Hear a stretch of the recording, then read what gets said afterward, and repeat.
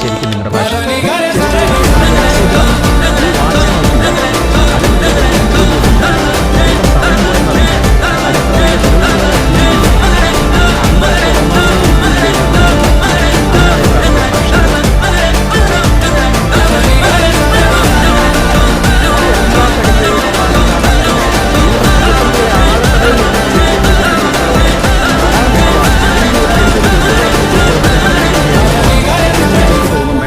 എന്റെ മേഖല എന്ന് നിങ്ങൾ ഒരു മേഖലയെ കുറിച്ച് ചിന്തിക്കുന്നുണ്ടെങ്കിൽ അതാണ് ശരിക്കും നിങ്ങളുടെ ഭാഷ.